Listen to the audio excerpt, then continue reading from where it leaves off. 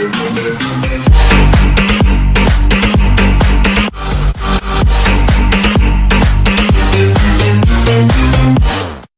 Buache Map, a controversial ancient chart depicting ice-free Antarctica. Numerous maps have been discovered depicting our planet as it was before the last ice age. Many people claim that before written history, extremely advanced ancient civilizations existed on Earth, and these ancient cultures, ignored by mainstream history, had well-developed cartography systems comparable in precision to the ones we have today. No one has been able to explain just how these extremely ancient maps, depicting regions of our planet like Antarctica without ice, dating back thousands of years, exist. Many argue that these maps are the product of antediluvian civilizations that inhabited our planet thousands of years before written mainstream history. The antediluvian period, or the pre-flood period, is referred to the time before the Great Deluge. In the Bible, this time is set between the fall of man and the Noachian deluge. The story of the flood is described in Genesis. While most of us are familiar with the Peri race map, which has been validated by scholars who remain baffled and cannot explain their precision and level of detail, most of us are unaware that there are numerous other maps that depict the same scenery. One of those maps is the controversial cartographic chart created by a French geographer by the name of Philippe Buache de la Neuville. The Buache map has two versions. One of the charts is believed to accurately depict the ice-free coastline of Antarctica, while the other chart makes no mention of the continent whatsoever. Many indicate that Buache was unaware of the existence of the icy continent and that his depictions were nothing more than a hypothesis. The 18th century map is claimed to accurately depict the continent of Antarctica before it was buried by thick layers of ice. The only way for the map to correctly portray this is if someone mapped the Antarctic continent when it was free from ice.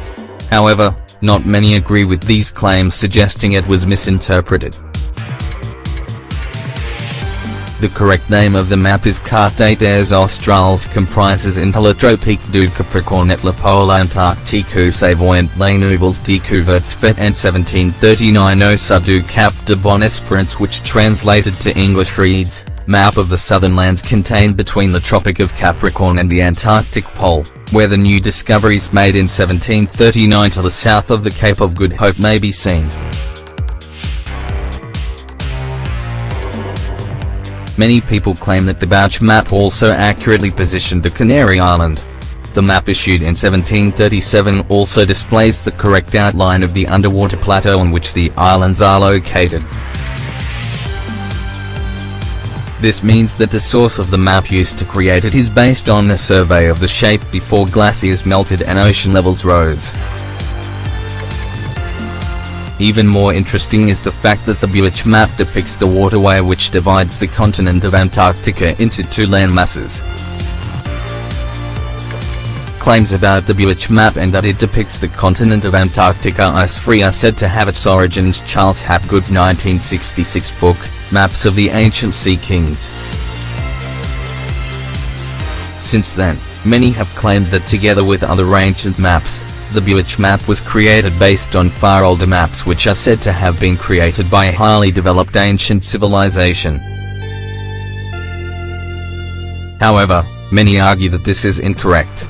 Today, it's difficult to imagine if or not, the Buache map accurately represents the subglacial coastline of Antarctica.